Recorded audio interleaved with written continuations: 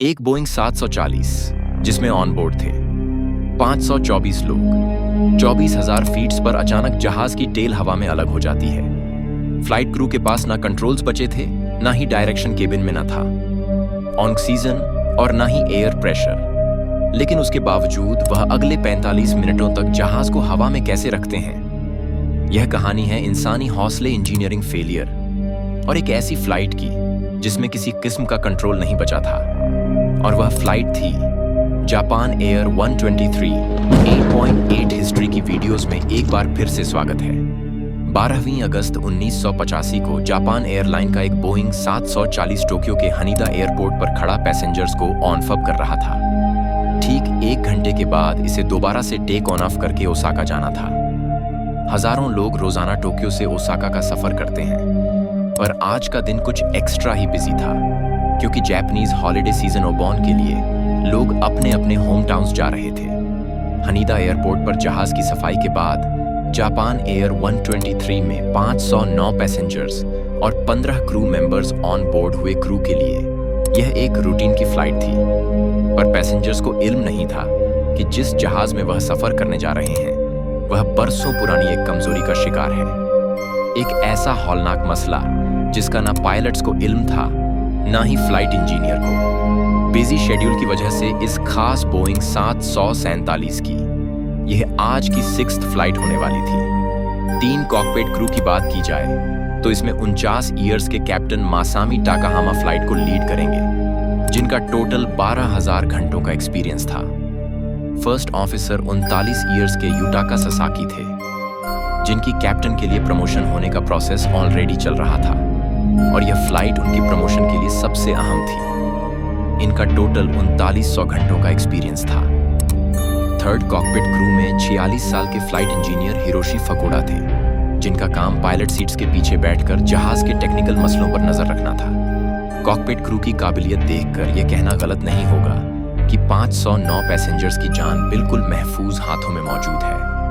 पर क्रू की तरह क्या यह जहाज भी इस काबिल है कि नहीं, इसका अंदाजा थोड़ी ही देर में हो जाएगा। शाम के 6 बजे चारों पर जापान एयर 123 के दरवाजे बंद किए गए और पायलट ने जहाज को रनवे 15L तक टैक्सी करना शुरू किया। टोक्यो से ओसाका तक यह बहुत छोटी फ्लाइट होने वाली थी, सिर्फ 1 घंटे और 12 मिनट, यानी जब तक जहाज अपने क्रूजिंग एल्टीट्यूड 24,000 फीट पर पहुंचेगा उसी वक्त उसे नीचे उतारने की तैयारी शुरू की जाएगी। टोक्यो में मौसम बिल्कुल साफ था, लेकिन आज के दिन जापान में कई थंडर स्टॉर्म्स उभर रहे थे, जिसकी वजह से पायलट को हिदायत दी गई थी कि वो टोक्यो से डायरेक्टली ओसाका तक नहीं, बल्कि ओशन के ऊपर से होकर जाएंगे। अब रनवे 15L पर जापान एयर 123 टेक ऑफ के लिए बिल्कुल तैयार थी।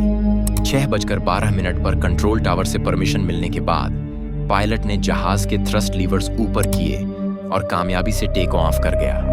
यहाँ तक जो कुछ भी हुआ वह बिल्कुल नॉर्मल था, पर टेक ऑफ के ठीक 12 मिनटों के बाद सगामी बे के ऊपर जहाज के अंदर एक पुरइसरार आवाज आती है और साथ ही सबसे पीछे टेल वाले हिस्से में एक सुराख हो जाता है। जो पैसेंजर्स अभी तक अपने घर जाने की खुशी में बहुत एक्साइटेड थे, उनकी एक्साइटमेंट पलक झपकते ही खौफ में बदल जाती है, क्योंकि सुराख होने की वजह से केबिन में शोर शराबा शुरू हो गया और लूज पड़ी हुई चीजें तेजी से उस सुराख की तरफ खींचने लगती हैं। यह सब इतनी तेजी से हुआ कि यह आइडिया लगाना भी मुश्किल था कि आखिर हुआ क्या है। यह आवाज इतनी ज्यादा थी कि इसको कॉकपिट में भी सुना गया, कॉकपिट वॉइस रिकॉर्डर में। यह आवाज कुछ इस तरह महसूस हुई। यहाँ पे यह जानना जरूरी है कि जैसे जैसे प्लेन एटीट्यूड पे जाता है तो बाहर की हवा पतली होने लगती है और ऑक्सीजन लेवल भी कम हो जाता है। इसको काउंटर करने के लिए केबिन के अंदर आर्टिफिशियल प्रेशर भरा जाता है, जो लगभग जमीन के एटमॉस्फेरिक प्रेशर के बराबर होता है, जिसका मतलब यह है कि 24,000 फीट्स पे बाहर प्रेशर कम और केबिन के अंदर प्रेशर ज्यादा होता है। और यह ज्यादा एयर प्रेशर केबिन की दीवारों पर लगातार अंदर से जोर लगा रहा होता है। प्लेन का कैबिन पूरी तरह एयर टाइट रखा जाता है ताकि यह आर्टिफिशियल प्रेशर किसी भी तरह से लीक ना हो सके। पर अगर केबिन का कोई छोटा सा भी हिस्सा कमजोर होगा तो एयर प्रेशर उस जगह को फाड़कर एक सुराख पैदा कर सकता है, जिसकी वजह से केबिन का आर्टिफिशियल प्रेशर खत्म हो जाएगा और पैसेंजर्स की तबीयत बिगड़ सकती है।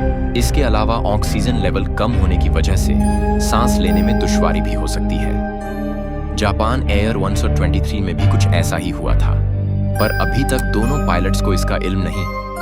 कॉकपिट वॉइस रिकॉर्डर में उनको आपस में बात करते सुना गया, जिसमें कभी उन्होंने लैंडिंग गियर दरवाजे के टूटने की बात की, तो कभी उनको लगा कि शायद ये आवाज इंजन में से आई है।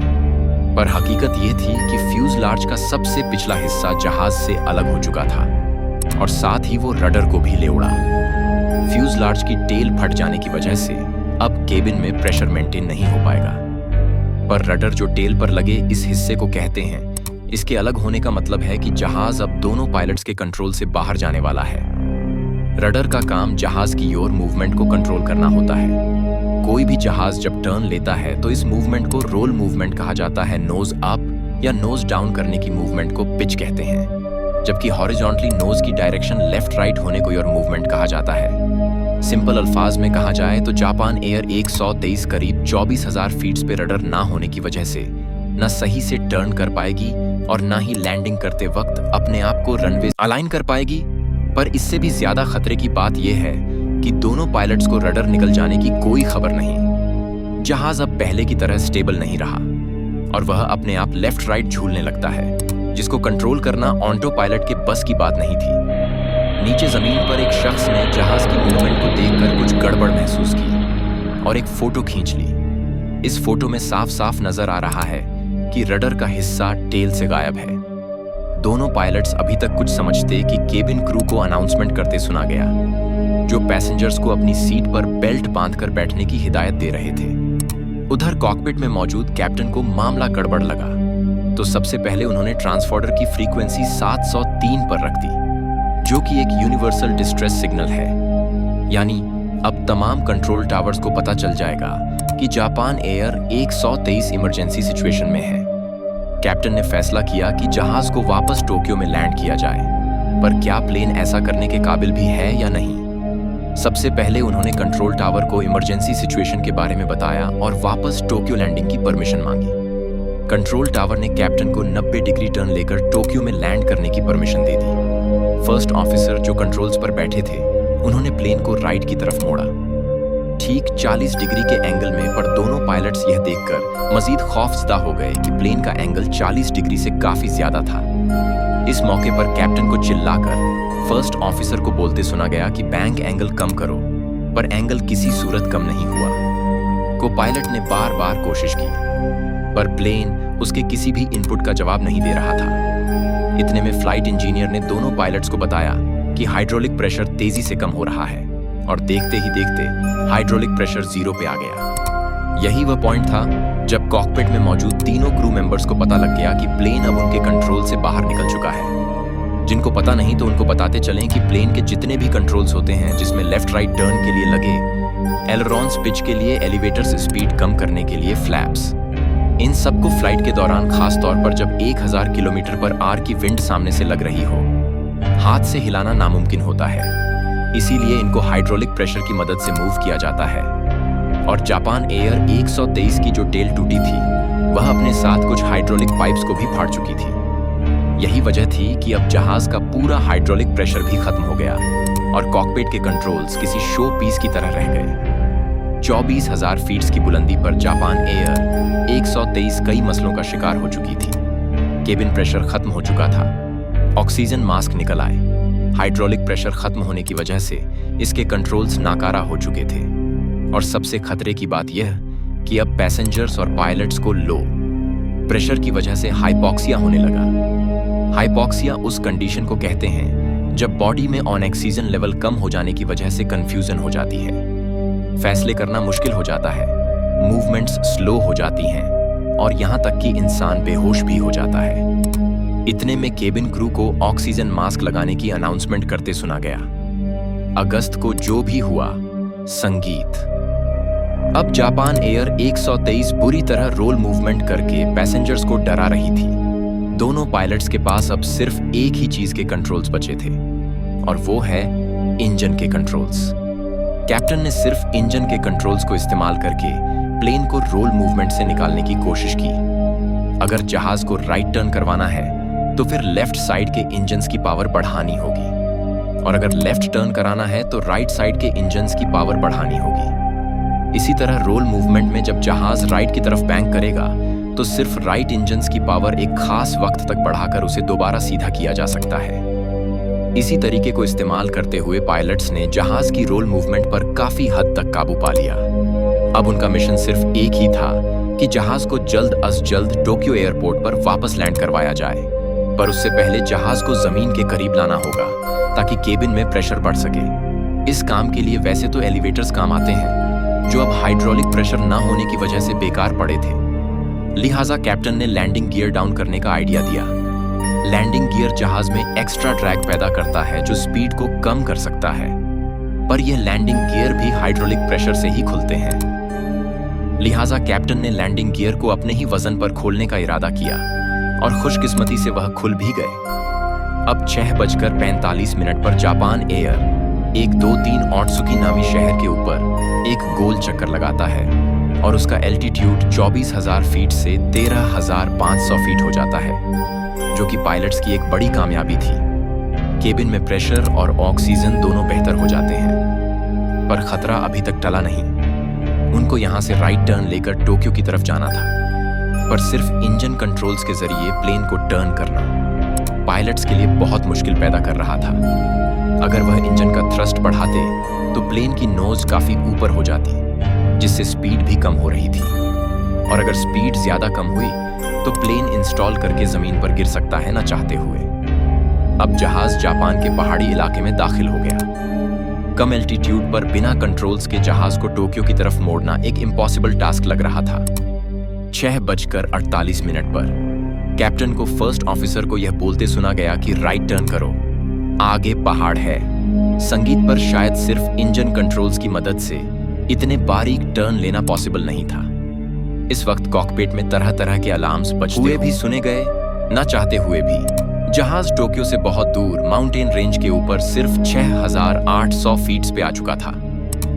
कुछ ही मिनटों के बाद 6:54 बजे शाम पे कैप्टन की बौखलाहट उसकी आवाज से अच्छी तरह जाहिर हो रही थी, और फिर फाइनली 2 मिनट के बाद कॉकपिट में कुछ इस तरह की आवाजें रिकॉर्ड हुई। जापान एयर का तैयारा टर्न करते वक्त कम एल्टीट्यूड की वजह से एक पहाड़ से जा टकराया। इस हादसे में सिर्फ 4 लोग जिंदा बच सके, जो केबिन के सेंटर में लेफ्ट साइड पर बैठे थे। बाकी तमाम क्रू और पैसेंजर्स की जानें इस हौलनाक हादसे की नजर हो गई। इन्वेस्टिगेशन में मालूम पड़ा कि 7 साल पहले लैंडिंग करते वक्त इसी जहाज की टेल रनवे से टकराई थी। उसके बाद कई हफ्तों तक जहाज रिपेयरिंग के लिए ग्राउंड रहा और बोइंग के टेक्नीशियंस इस पर रिपेयरिंग का काम करते रहे। इन्वेस्टिगेशन में मालूम पड़ा कि टेक्नीशियंस ने टेल की स्प्लाइस प्लेट गलत तरीके से इंस्टॉल की थी। इन्वेस्टिगेटर्स ने कैलकुलेट करके बताया कि यह 40 रिपेयर कैबिन को सिर्फ 11,000 साइकिल्स तक प्रेशराइज कर सकती है, जबकि जापान एयर 123 इसी कंडीशन में 12,500 साइकिल्स मुकम्मल कर चुका था, और इत्तेफाक से आज ही के दिन यह प्रेशर बर्दाश्त नहीं कर पाया। इस हादसे के बाद इन्वेस्टिगेटर्स ने 4 मुख्तलिफ पायलट्स को फ्लाइट सिमुलेटर में उसी सेम सूरत हाल से गुजारा, पर चारों पायलट्स ने प्लेन क्रैश कर दिया, और कोई भी पायलट प्लेन को उतनी देर हवा में नहीं रख सका जितनी देर जापान एयर 123 हवा में रहा।